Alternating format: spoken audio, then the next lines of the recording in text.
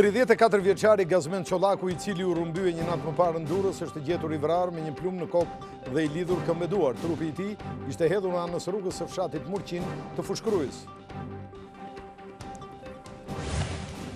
Esat Dushaj pranoi krimin dhe ka kërkuar falje në gjykatë për vrasjen e 2 vëllezërve Shkambi. Prokuroria zbardhi dëshminë e tij pasi gjykata vendosi masën e sigurisë me burg. Rreth 300 shtëpi janë përmbytur në Shijake Sukth si pasojë e daljes të lumit Erzen nga shtrati. Situata është problematike edhe në Lushnjë e Divjak pas vërshimit të lumit Shkumbin.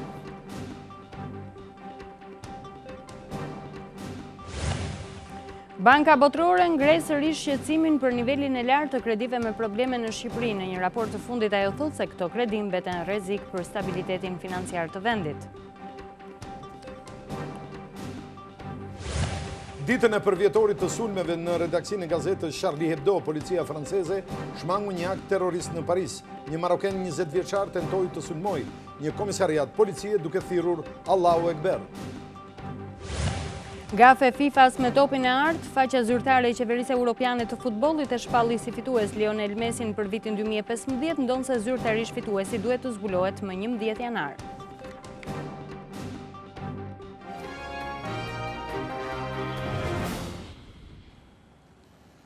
Zonja dhe zotërimi, mbrëma dhe mirëserdhët.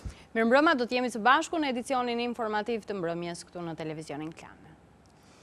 Po nisim me informacionin e parë. Është gjetur i vrarë me një plumb në kokë dhe i lidhur këmbë e duar 34 vjeçari Gazmend Çollaku, i cili sikurse dihet u rrëmbye një natë më parë në qytetin e Durrësit nga persona të cilët ishin të veshur me uniformë policie. Trupi i tij i pajet u gjet i hedhur anës rrugës së fshatit Murqin të Fushkrujës.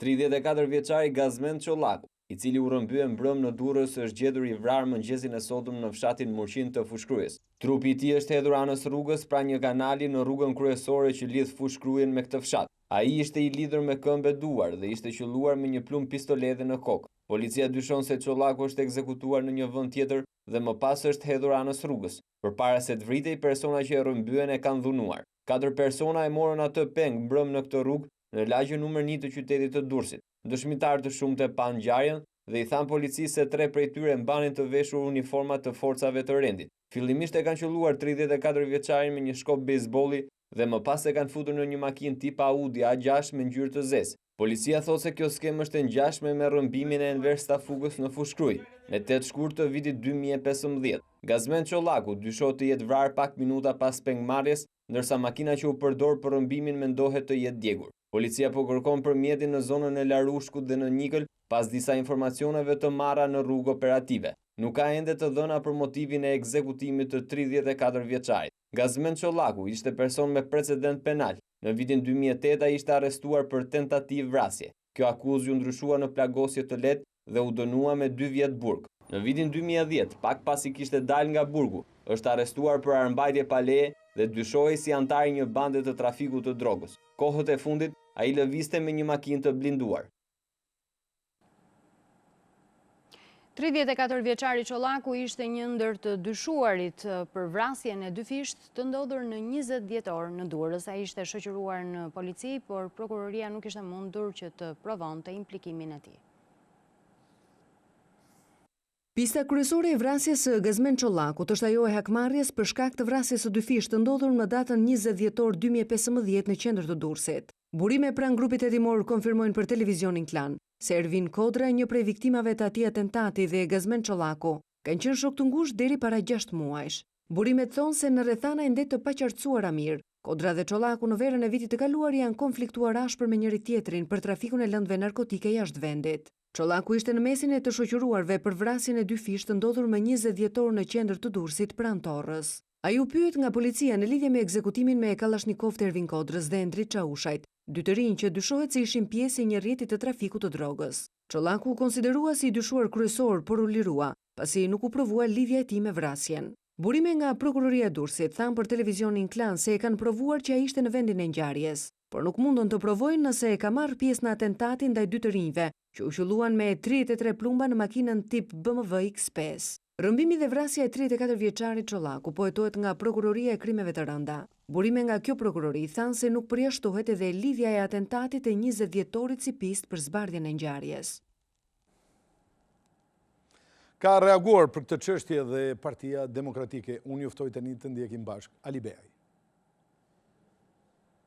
Viktima Çollaku ishte nga të ndaluarit e parë dhe i dyshuari kryesor për vrasjen që ndodhi në Durrës, në mes të qytetit, në fund të dhjetorit, ku u ekzekutuan Ervin Kodra dhe miku i tij. Megjithëse ishte në mbikëqyrjen e policisë, 4 vetë të armatosur e të veshur me uniform policie e rrëmbejnë në mes qytetit viktimën, e lidhin dhe e ekzekutojnë duke larë hesapet e tyre. Këto lloj rrëmbimesh dhe ekzekutimesh, si në rastin e Stafukës në Fushkruj, kanë firmën dhe vullën e miqve të Samir Tahiri. 36 vjeçari Andrea Billa i vrarë mbrëm në Vlorë është qelluar me 4 plumba, 2 nga të cilët e kanë kapur në kokë. Policia dyshon se ai është qelluar nga një vrasës me pagesë dhe se shkaki i vrasjes është një konflikt për trafikun e drogës në Spanjë. Ekspertiza mjekoligjore ka përcaktuar se 36 vjeçari Reagim Meli, i njohur me emrin Andrea Billa, baba i 3 fëmijëve, ky që shihni në këtë foto, është vrarë me 4 plumba. 2 prej tyre e kanë kapur në kokë duke i shkaktuar vdekjen e menjëhershme. Këto janë pamjet e para të momentit vrasjes të filmuara nga grupi i xhirimit të televizionit Klan. Vrasësi sipas hetuesve e ka qelluar nga një distancë afër 36 vjeçarin që po hipte në makinë poshtë shtëpisë së tij në lagjen Rilindja të Vlorës. Të shtënat janë dëgjuar nga fëmijët të viktimës, të cilët kanë lajmëruar policinë sapo kanë parë trupin e pajet në trotuar. Pista kryesore ku grupi hetimor është përqendruar është ajo e një konflikti të lindur për trafik të lëndëve narkotike në Spanjë, ku jetonte në emigracion 36 vjeçari, i cili kishte pak kohë që ishte kthyer në Shqipëri. Policia dyshon se vrasja është e lidhur me sekuestrimin e një sasie prej 300 kg kanabis sativa në gusht të vitit 2015 në Spanjë. Në Shqipëri 36 vjeçari Meli nuk ka asnjë rekord kriminal dhe nga të dhënat e marrë në sistemin TIMS rezulton se ai ka lëvizur më së shumti drejt Greqisë dhe Spanjës. Policia dyshon se ai është ekzekutuar nga vrasës me pagesë dhe deri më tani janë 10 persona të shoqëruar në polici për t'u marrë në pyetje. Ndalemi tani në Shkodër, ku gjykata atje ka lënë në burg sa të Dushajn vrasin e 2 vëllezërve Abdullah e Skënder Shkambi. Dushaj e pranoi krimin dhe kërkoi para trupit të gjykues ndjes, pra kërkoi falje për atë që kishte bërë. Dyshuari Aleksandër Dushaj, përfundimisht çfarë kërkon gjykatës? Falja është një gjë që e kam bërë. Esad Dushaj ka kërkuar falje në gjykatë për vrasjen e 2 vëllezërve Abdullah e Skënder Shkambi para ditën e 2 janarit në Drisht. Pas dëgjimit të deklaratave të akuzuarit dhe argumentave të prokurorisë, tokat e zeza vendosën ta lënë në burg 31 vjeçarin.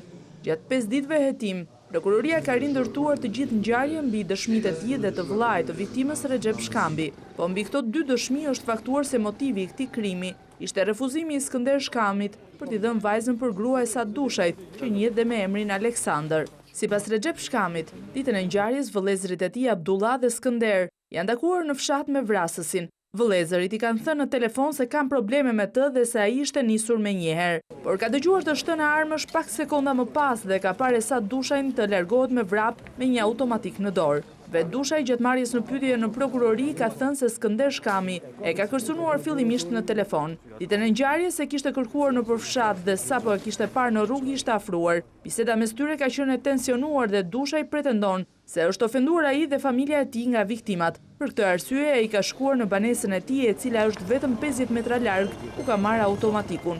Është rikthyer përsëri dhe ka qelluar 5 herë në drejtim të vëllezërve, duke i lënë të vdekur në vend. Demokratët do të kallëzojnë në prokurori biznesmenin Besnik Sulaj për kërcënim të ish-kryeministrit Berisha. Ish-kreu i qeverisë tha se u kërcënua nga biznesmeni pasi denoncoi dhënien me koncesion të parkimit në Parkun Rinia. Partia Demokratike do të kallëzojë në prokurori kërcënimin e bërë 2 ditë më parë ndaj ish-kryeministrit Sali Berisha.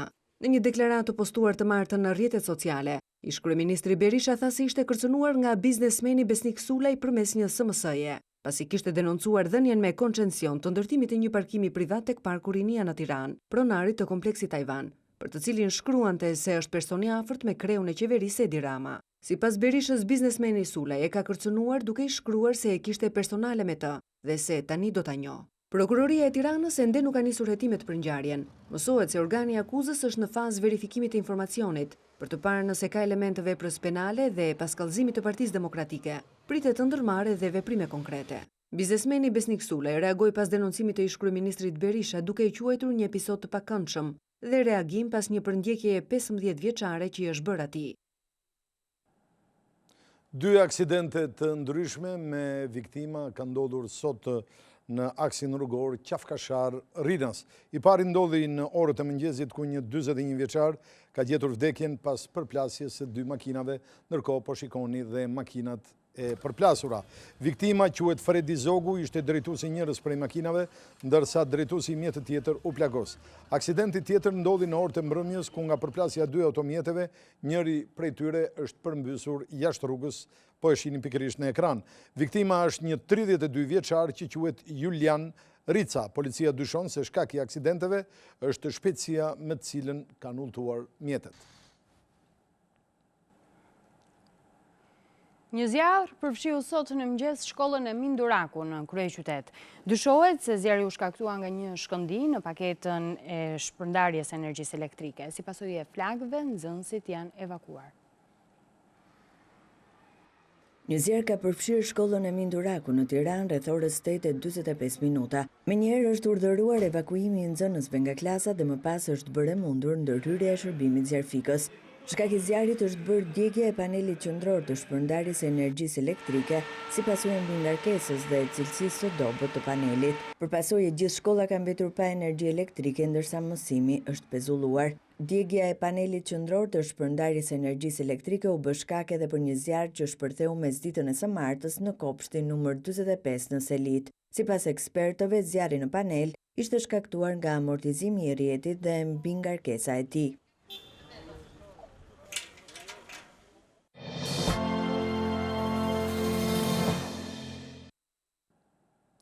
Do të ndalemi tani tek situata e përmbytjeve në 3 zona, pikërisht në Lushnje, në Shijak edhe në Sukth.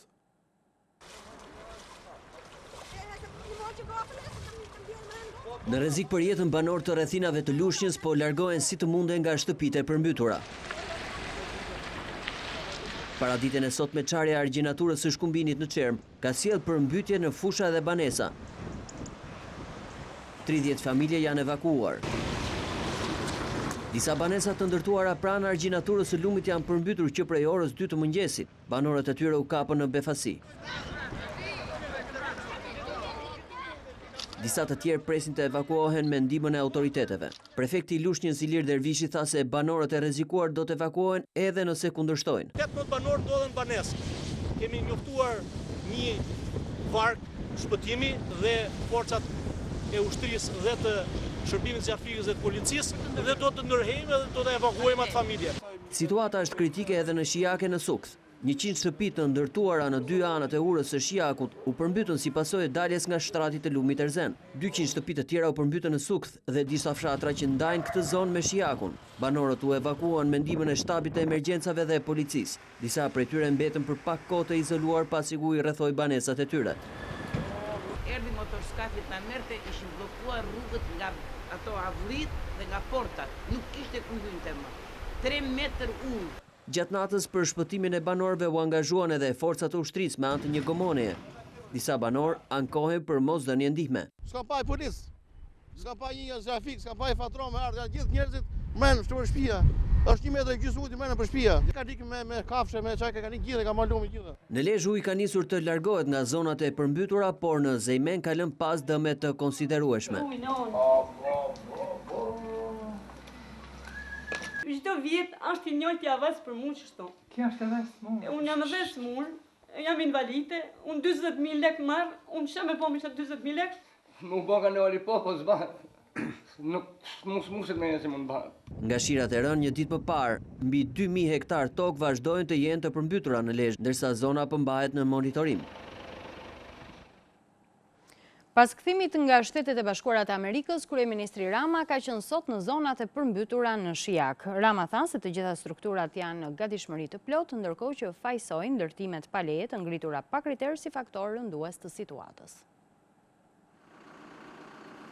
Vetëm pak orë pasi është kthyer nga Miami, kryeministri Rama u shfaq në Sukth, ku ka parë situatën e krijuar nga përmbytjet në zonën e Shijakut. I shoqëruar nga kreu i emergjencave civile, ministri i Brendshëm Sajmir Tahiri dhe ai mirëqenie sociale Blendi Klosi, kryeministri Rama u takua edhe me banorët e zonës, të cilët e kanë njohur me dëmet që kanë pësuar nga uji. Duhet të jemi të gjithë vetëdijshëm që këto janë faturat që i paguajmë dhe do vazhdojmë të paguajmë një zhvillimi kaotik, pa plan, pa rregulla, pa disiplinë, me ndërtime kuturu, mobilizimi të gjithëve ka qenë maksimal dhe efektiviteti ka qenë maksimal.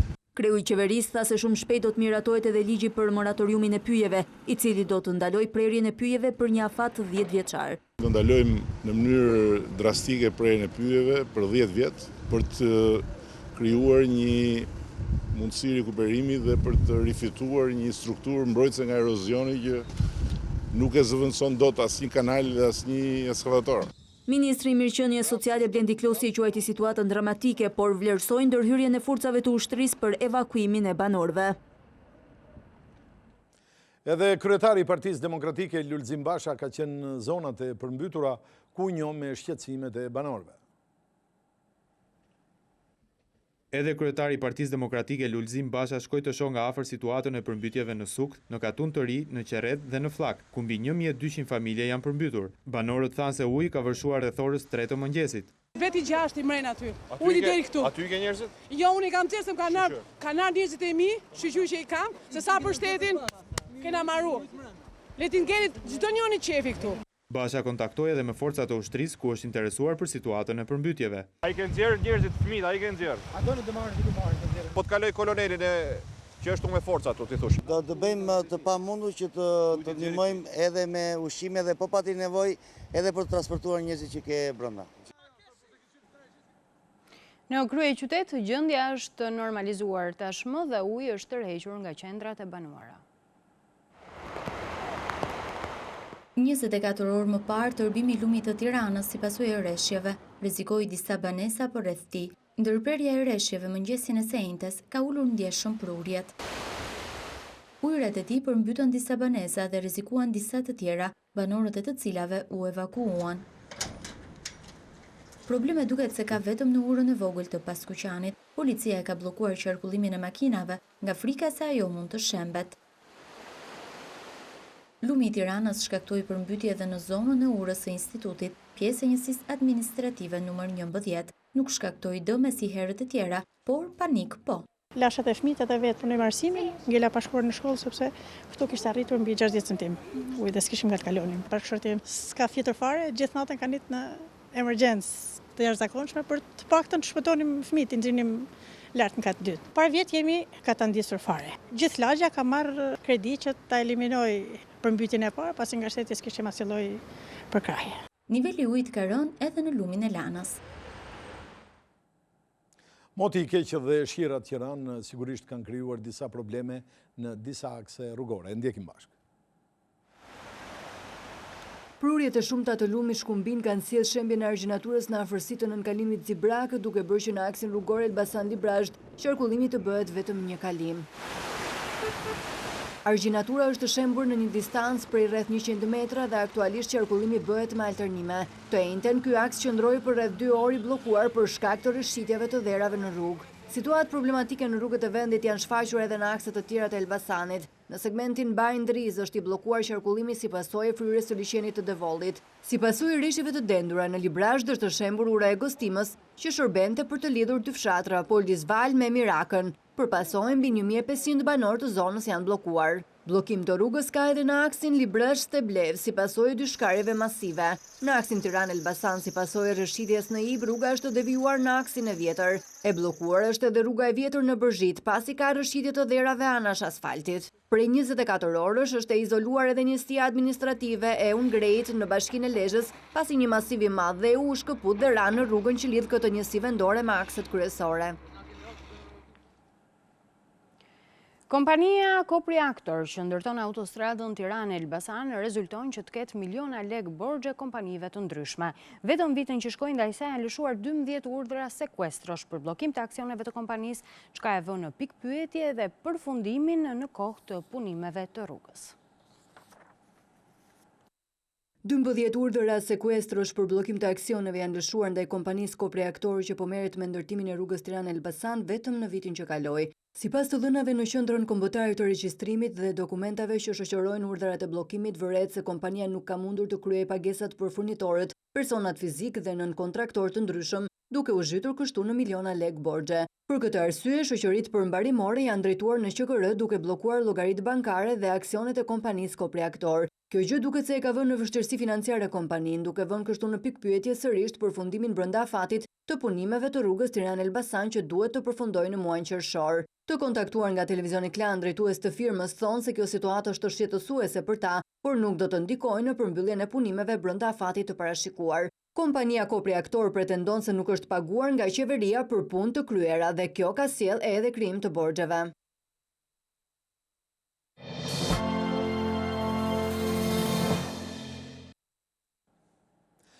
Do të flasim në këto momente për Bankën Botërore, e cila ka ngritur përsëri shqetësimin për nivelin e lartë të kredive me probleme në Shqipëri.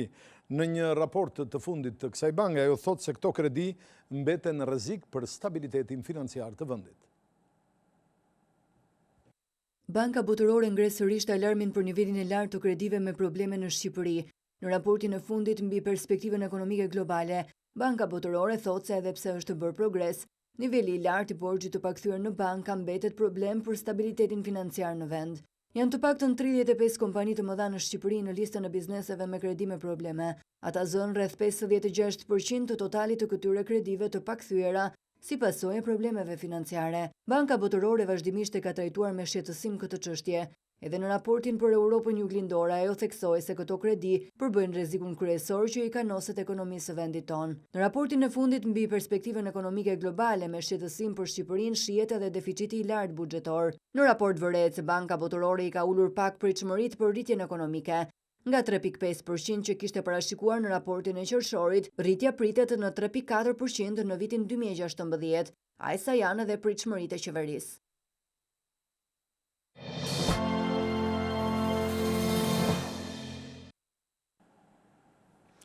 Do shkojmë fillimisht në Francë, ditën e përvjetorit të sulmeve në redaksinë e gazetës Charlie Hebdo. Policia ka shmangur një atentat terrorist në Paris, një maroken 20 vjeçar ka tentuar të sulmojë një komisariat duke thirrur Allahu Ekber. Në ditën përkujtimore të 1 vjetorit të masakrës ndaj revistës satirike Charlie Hebdo, një person i armatosur me thik u qellua për vdekje nga policia në lagjen Barbet në periferi të Parisit, teksa tentoi të hynte me forcë në komisariatin e policisë. Zyrtarët e policisë franceze thanë se personi i armatosur bërtiti Allahu Ekber dhe ju drejtua komisariatit në rrugën Goutte d'Or. Autoritetet vendase njoftuan se agresori është një shtetas maroken 25 vjeçar me emrin Ali Salah, i lindur në Casablanca. Ai ishte arrestuar më parë për vjedhje automjeti dhe kishte deklaruar se ishte i pastre. Në momentin e parë, agjentët e policisë pandehën se agresori ishte i pajisur me jelek eksploziv, por më pas rezultoi se ai kishte nën bluzë një vizatim të flamurit të ISIS. Mediat franceze raportojnë se në vizatim kishte edhe një mesazh në gjuhën arabe, ku mbështetësi i Shtetit Islamik i shpreh te besnikëri udhëheqësit e ISIS, Abu Bekr al-Baghdadi. Parisi është një nga kryeqytetet më të kërcënuara europiane, ndërkohë që e gjithë Franca ndodhet ende në gjendjen tremujore të emergjencës e shpallur nga presidenti Hollande pas masakrës së 13 nëntorit. Zhvendosemi tani në Belgjik, ku një gazetë e këtij vendi ka publikuar 2 foto të 2 personave, të cilët janë të dyshuarit kryesor si organizatorët e akteve terroriste në Paris. Autoritetet belge janë thuajse të sigurt se kanë zbuluar fytyrat e 2 të dyshuarve që drejtuan sulmet në Paris nga Brukseli në nëntorin e vitit kaluar. Sipas gazetës belge, në gjuhën franceze Le Libre Belgique, identitetet e tyre në disa dokumenta false që ata mbanin janë Samir Bouzid dhe Soufiani Kayal. Emrat e vërtet, komësia dhe vendodhja mbeten të panjohur. Gazeta citon një burim pranë hetuesve, sipas të cilit në fillim të dhjetorit 2 të dyshuarit u shpallën si të kërkuar. Në Francë, gazeta Le Monde raportoi se 3 celulat e terroristëve ishin koordinuar në kohë reale nga Brukseli. Sipas prestigjozes franceze, të paktën një person në Belgjik ka udhëhequr sulme terroriste, gjatë të cilave humbën jetën 130 persona dhe u plagosën 350 të tjerë. Sipas gazetës belge, më 17 nëntor, ata i transferuan 750 euro në llogarin bankare Asnaid Boulachen, kushërirës së Abaudit, përmes bankës Western Union. Një ditë më pas, Boulachen dhe Abaud u vranë gjatë operacionit policisë franceze në Saint-Denis në periferitë Parisit.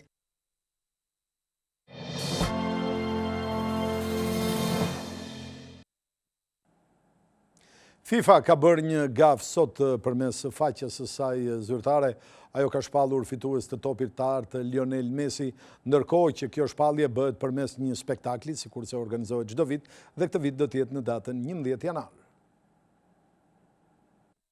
Tifozët nuk duhet të presin deri më datën 11 janar për të mësuar fituesin e topit të artë. Për të zbuluar surprizën, ka menduar vetë FIFA që ka bërë një gafë të vërtet, duke e njoftuar disa ditë përpara Lionel Messin si fitues të trofeut prestigjioz për meshkuj dhe Selja Sasic për femra. Lajmi u publikua për pak minuta në adresën zyrtare në internet të Qeverisë Botërore të Futbollit dhe më pas u hoq shpejt pasi u kuptua gabimi. Por kaq mjaftoi që ai të bënte xhiron e botës dhe ceremonia që do të zhvillohet javën e ardhshme ka humbur efektin surprizë. Edhe përpara kësaj gafe të FIFA-s që bashkë me prestigjiozen France Football jep trofeun e topit të artë, Lionel Messi cilësoi si favorit absolut. Sulmuesi i Argjentinas fitoi me Barcelonën titullin kampion në Spanjë dhe Ligën e Kampionëve në Europë, ndërsa me kombëtaren arriti deri në finalen e Kupës së Amerikës. Këto suksese e shkëpusin Lionel Messi në garen me rivalin e përjetshëm Cristiano Ronaldo dhe shokun e skuadrës Neymar. Në pritje vetëm që të marrë zyrtarisht trofeun, Lionel Messi do të vendos një tjetër rekord në futbollin botëror si futbollisti i parë në histori që fiton 5 herë topin e artë. Kombëtarja shqiptare nis 2016 në të njëjtën renditje në klasifikimin e FIFA. Së mungesa e ndeshjeve ndërkombëtare ka bërë që të ketë pak ndryshime në klasifikimin botëror dhe përfaqësuesja jon mban vendin e 38. Skuadra e drejtuar nga Gianni De Biasi numëron 746 pikë. Ajo vazhdon të lërë pas në klasifikim skuadra si Danimarka, Greqia, Finlanda apo Paraguay. Nuk ka ndryshime as në kreun e renditjes, pasi Belgjika ruan vendin e parë ndjekur nga Argentina dhe Spanja. Një tjetër futbollist me origjinë shqiptare bën kapërcimin në futbollin e madh evropian. Evertoni ka zyrtarizuar blerjen e Shani Tarashaj nga Grasshoppers. Klubi anglez shpenzoi 3 milion pound ose rreth 4 milion euro për futbollistin 20 vjeçar. Për të bërë debutimin në Premier League me sfushori nga Prizreni duhet pres sezonin e ardhshëm, pasi klubet kanë rënë dakord që të qëndrojë në formë huazimit të skuadra aktuale. Shani Tarashaj konsiderohet si një talent, ndërsa aktualisht është pjesë e kombëtares U21 të Zvicrës. Por në të ardhmen nuk mund të përjashtohet mundësia që ai të veshë edhe fanelën e kombëtares tonë.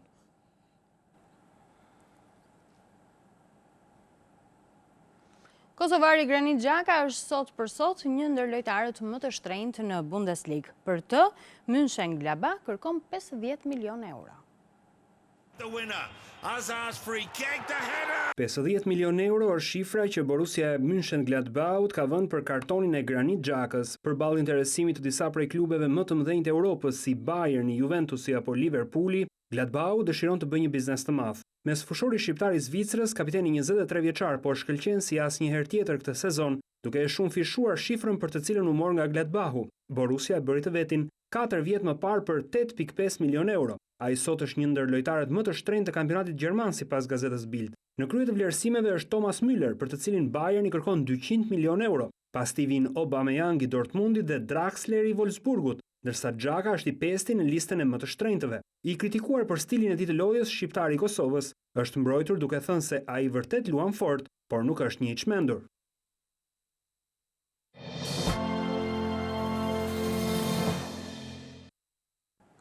Galeria e Fakultetit të Arteve Pamore përbën hapësirën e vetme ku studentët prezantojnë krijimet e tyre. Ekspozita e radhës titullohet Timpan dhe piktorët e ri e konsiderojnë si një pikë takimi me kritikët. Për Orges Koleci, student në vitin e 2 tek grafik në Universitetin e Arteve, kjo është era e dytë që shkolla jep hapësirë për të ekspozuar fillestat në piktor. Këtëherë, publikun e prezanton me 30 krijime në vizatim vaj akuarel.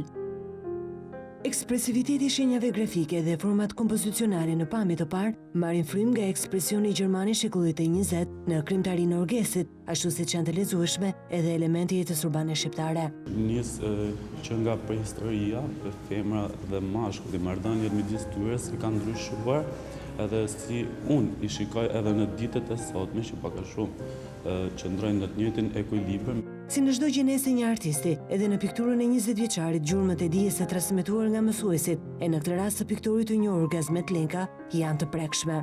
Merren si pik referimi, por gjithmonë duke marrë më të mirën, duke vjelur më të mirën e atyre. Timpani Orges Kolecit, Klajdi Gjulmegës dhe Zen Alies me presin piktor dhe kritik, jo vetëm për ta vizituar, por edhe për të ndarë këshilla me 3 studentët deri në 12 janar. Mirë, para se të ndajemi, dua t'ju kujtoj se në ora 25 minuta ju do të keni mundësi të ndiqni emisionin investigativ Stop, ku sonde do të keni mundësi të ndiqni pikërisht materiale ekskluzive në këtë emision lidhur me dhunën në shkolla. Edhe njerë ju kujtoj, 25 keni mundësi të ndiqni emisionin Stop. Këtu kemi përfunduar këtë edicion lajmesh. Ju falenderojmë për vëmendjen tuaj. Zonja dhe zotrinj, ju falenderit që ishit me ne bashkë në TV.